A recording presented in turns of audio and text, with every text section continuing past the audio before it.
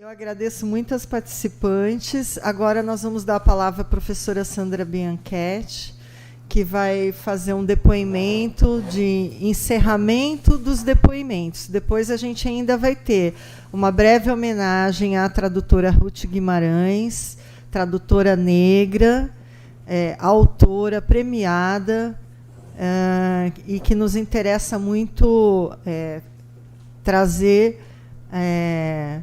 à tona e ao conhecimento daqueles que nunca tenham ouvido falar dela. A Érica, depois da fala da professora Sandra, vai fazer essa breve homenagem. E, para finalizar o nosso dia, teremos ainda um brainstorm, podemos dizer assim, eu chamei em português de olhar crítico, com a participação das professoras Maria Fernanda Garbero e Carolina Paganini, que estão acompanhando o evento desde cedo e, não sendo necessariamente vinculadas à área de clássicas, terão esse direito da palavra, certo? De nos criticar, de dizer o que a gente ainda não enxergou, ou também de fazer elogios, se for o caso, obviamente. Agora, então, passo a palavra à querida professora Sandra Bianchetti, que é da UFMG. A biografia dela está no nosso site, eu não vou gastar nosso tempo com isso, mas ela vai nos dar o depoimento de uma tradutora de romance de língua latina. Muito obrigada, Sandra.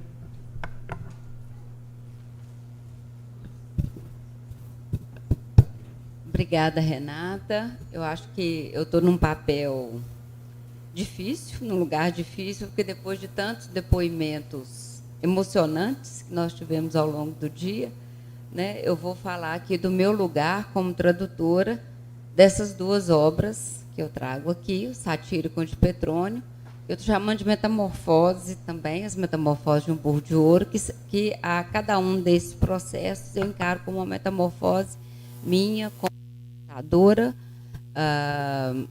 professora, latinista, num espaço interessante, só destacar, é uma função que eu cumpro há 30 anos na UFMG. Eu sou professora de língua e literatura latina desde 1992 e sou de um grupo em que a formação do latinista, mestrado e doutorado, já era feita dentro da academia. Né, um grupo ainda que foi se tornando cada vez mais reduzido, né, que hoje os concursos já exigem que você tenha doutorado, muitos já entram com pós-doutorado. Né, então, eu sou de um grupo bastante antigo, em que a formação acadêmica era feita já dentro da academia. Né, eu vou falar desse... como um depoimento mesmo, falando primeiro da minha experiência com o Satírico. O Satírico foi publicado em 2004 e eu vou começar falando de uma crítica que o crítico literário e escritor Luiz Rufato, em 2004, publiquei. Está sem bateria? Quando saiu a minha tradução do Satírico. Ele falou assim, finalmente alguém que sabe latim publicou uma versão do Satírico. Elogiou a tradução, mas ela contém um apêndice absolutamente inútil. É o meu estudo da tese. Então, o que ele chamou de absolutamente inútil sobre gramática latina foi exatamente o que motivou todo o meu trabalho. Então, eu vou fazer a confissão. Né? Eu não ia fazer a tradução do Satírico. O meu objetivo na tese, eu iniciei em 1998, orientada pela professora Zélia Cardoso, maravilhosa, amiga, modelo de mulher, que faz tudo. Isso foi mencionado aqui, né? Uma mulher que tem 4 filhos, né? Até nisso eu puxei dela, eu tenho 4 filhos também. Bom, toda a carreira acadêmica, criação de família, e publicações e edições, vamos fazendo tudo junto. Então, Zélia começou a me orientar em 98 e o meu doutorado começou com um desafio que me foi imposto no mestrado, porque eu queria fazer a gramática do latim vulgar. no mestrado. Ingenuidade de quem está começando o mestrado. E essa minha ingenuidade quase me impediu de fazer o mestrado. Porque um dos professores da banca falou, é impossível fazer o que você está querendo fazer. Nem no doutorado você consegue. Imagina no mestrado. Então, os outros membros da banca falaram, não. Ela ajusta o projeto e começa o mestrado. Fui salva pelo gongo, comecei o mestrado, tive que fazer, claro, o ajuste, a gramática ficou para depois, mas aí eu fiquei com aquela frase dele na cabeça, nem no doutorado, mas em 4 anos eu acho que eu consigo. E foi exatamente esse o desafio que eu me propus. Então, eu escrevi uma gramática do latim vulgar, o meu estudo de doutorado foi exatamente nas partes da gramática, pegando desde fonética e fonologia até a composição do léxico e monitorando, tentando rastrear em todo o satírico todas as indicações, traços, reminiscências da língua falada, que é algo muito difícil de se fazer numa língua que está fossilizada no texto escrito.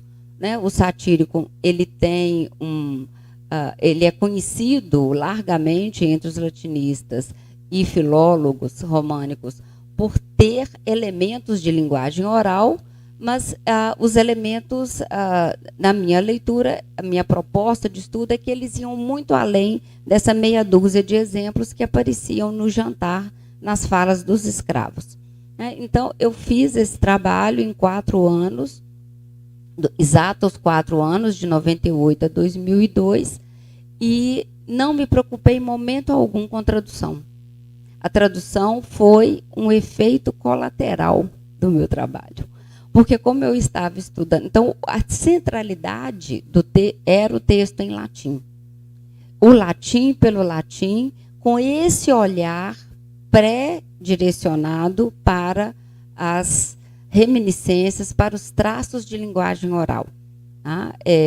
Na verdade, eu acho que um dos grandes avanços da minha tese foi exatamente esse olhar, porque eu consegui demonstrar que mudanças sintáticas já estavam acontecendo e então, para muito além do que os exemplos de morfologia, que são muito facilmente identificáveis, como eliminação do neutro, sincretismo dos casos e várias questões que a filologia românica já mapeou e já estudou, né? Eu conseguia apresentar alguns outros elementos de que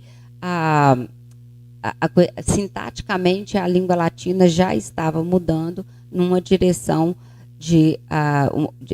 do caminho que as línguas românicas assumiram séculos mais tarde. Bom, então foi um desafio que me foi imposto no mestrado.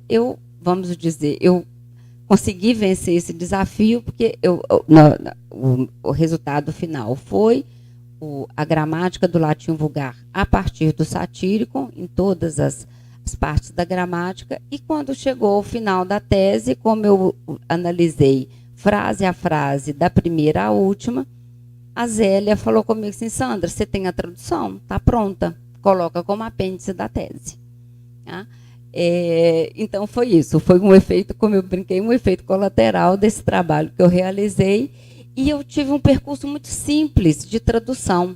Como não havia, ou as traduções do satírico, ou eram traduções do francês, como a do Marco Santa Rita, né, ou uma tradução menos colada no texto latino, como a do Leminski, eram as 2 traduções do satírico que circulavam.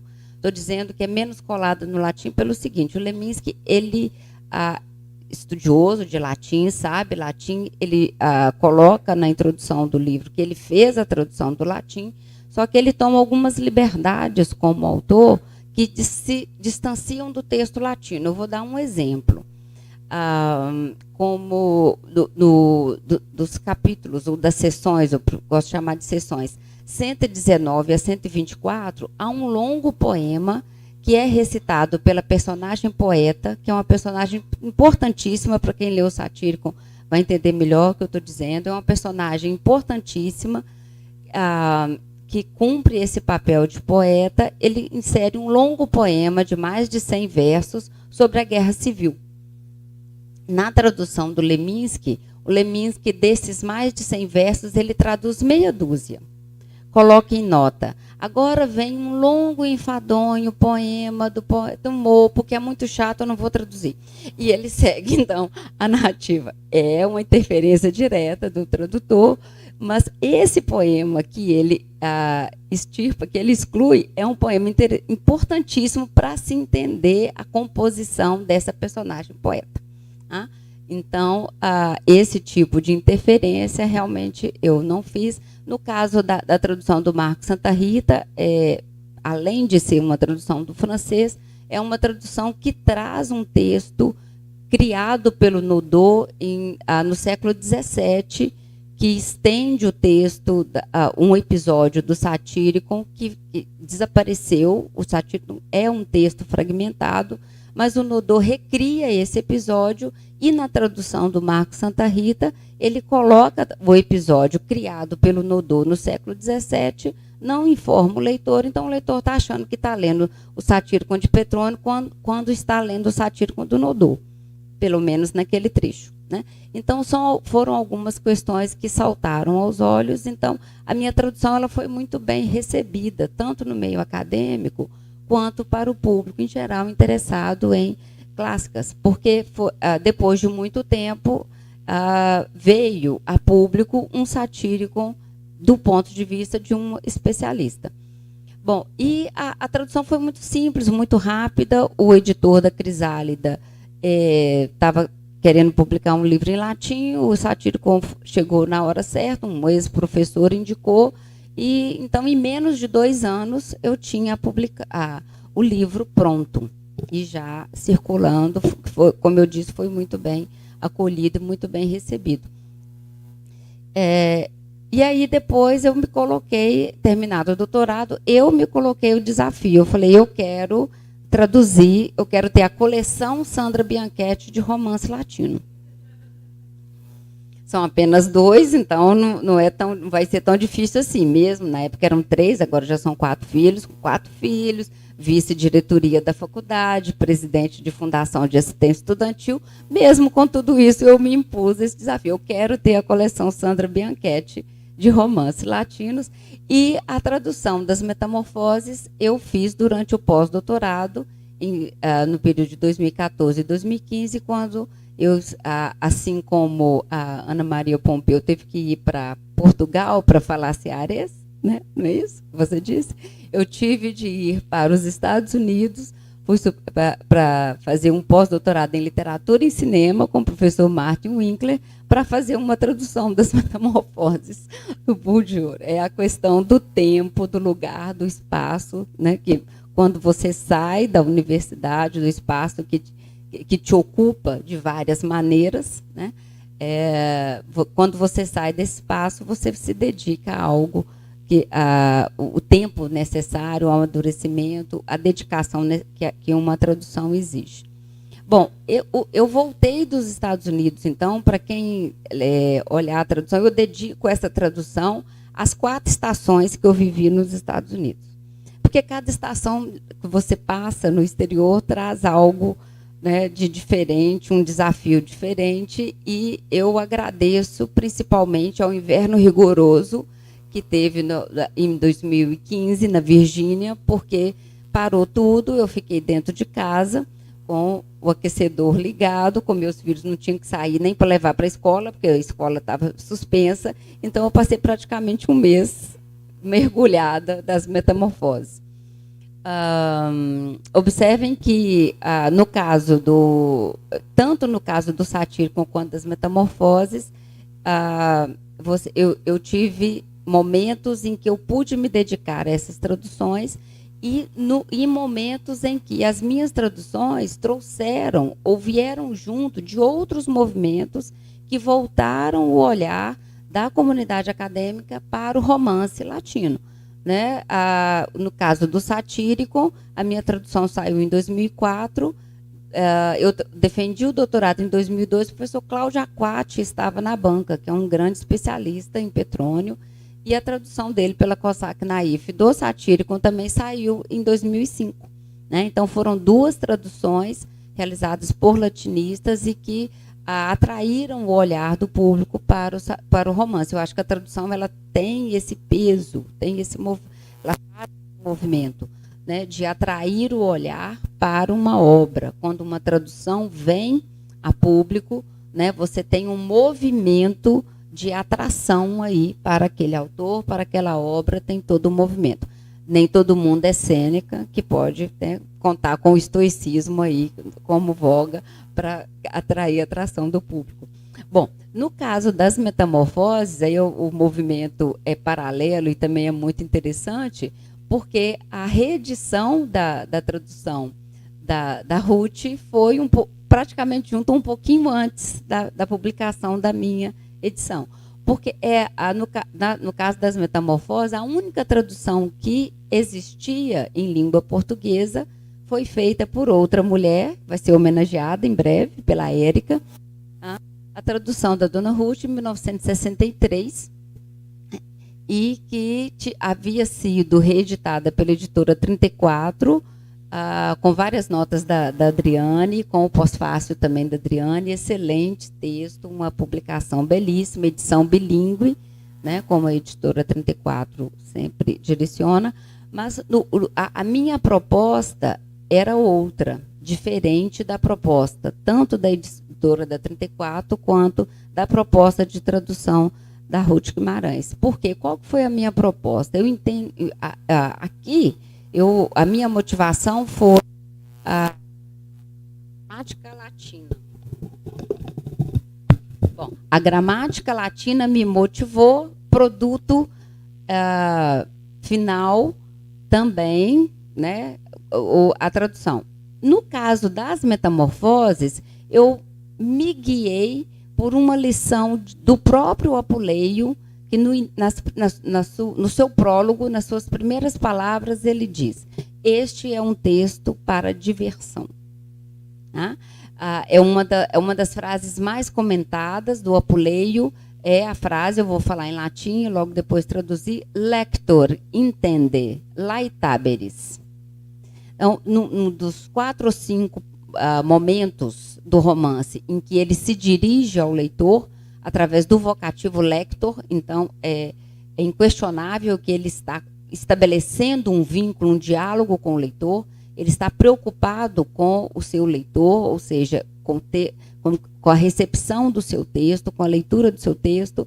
Então, essa é a primeira de uma série de momentos do romance, em que, ou ficção em prosa, se quisermos ser mais específicos, em que Apuleio se dirige ao seu leitor. E qual que é a importância disso? Porque ele diz: continue a leitura, entende, fique firme aqui comigo, fique preso à leitura, você vai se divertir. Laetaberis. Então, essa proposta de ser uma leitura divertida, do romance cômico, eu quis manter aqui nas metamorfoses. Então, algo que foi comentado aqui, eu sou avessa às notas no romance. Eu acho que o romance, ele é para ser lido como lemos romances, mesmo o antigo, ele é para ser lido como lemos os romances hoje. Quando compramos um romance, é uma leitura fluida, é uma leitura de diversão. Não importa, isso não impede as várias camadas de leitura que o texto pode ter. O Satyricon, por exemplo, ele tem camadas linguísticas, como eu estudei no meu doutorado, tem dezenas de camadas literárias, composição das personagens, são muitas as camadas que se descortinam quando você estuda o romance.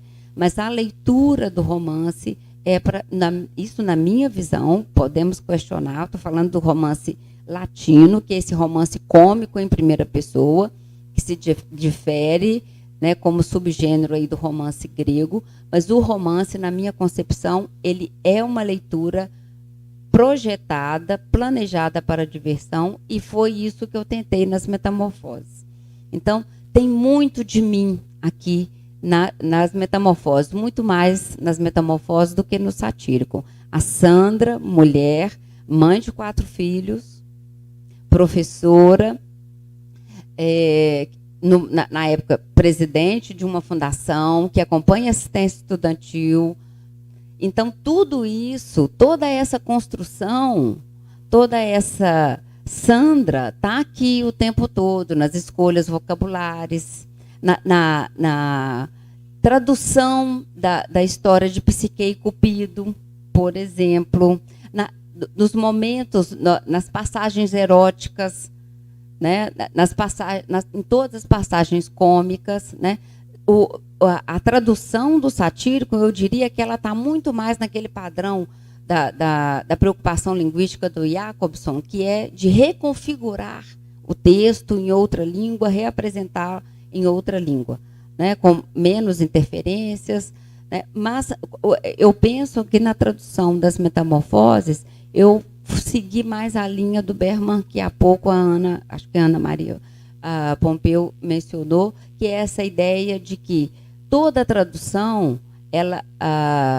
é feita por uma, no caso, uma mulher, ou por um ser humano que é o tempo todo atravessado pelas histórias desse ser humano. Tá?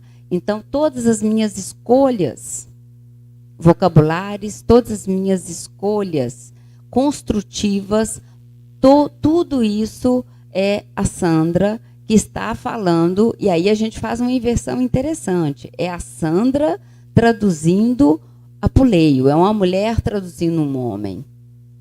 Então, acho que isso foi... conversamos muito sobre isso, né? A Juliana Ragusa é a única mulher que traduz uma mulher, o texto de uma mulher, das que falaram hoje, né? Sim, desculpa. Perdão. Ótimo. Bom, mas então temos 2 aí. No caso, aqui nós temos uma inversão que eu acho interessante, né? Nós somos mulheres traduzindo homens.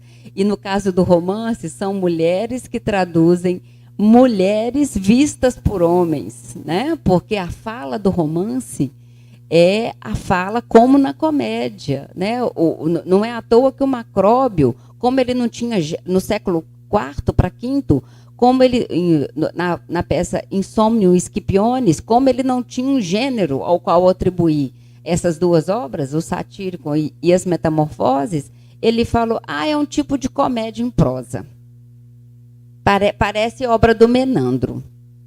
É isso que Macróbio fala, para tentar aproximar essas obras de um gênero. Sabemos que o gênero romance ele se estabeleceu muito depois, né? Mas então a proposta é toda essa de trazer isso nas metamorfoses, eu deixo isso claro, inclusive no título, né? Eu quis ousar no título, porque é uma obra de duplo título, ela é conhecida tanto por Metamorfoses ou por Asno de Ouro, que é a tradução da Ruth, ou Burro de Ouro, que é a tradução do Delfim Leão, que publicou também recentemente, nos anos 2008, 2009, uma tradução dessa obra de Apuleio em português de Portugal.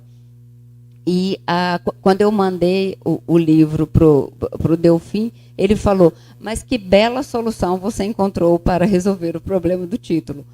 Porque eu não quis abrir mão de nenhum dos 2 títulos. Né? Porque, ainda que seja uma obra narrada por um burro, 75% da obra, o narrador ele está sob a forma de um burro, os outros 25% você tem um Lúcio.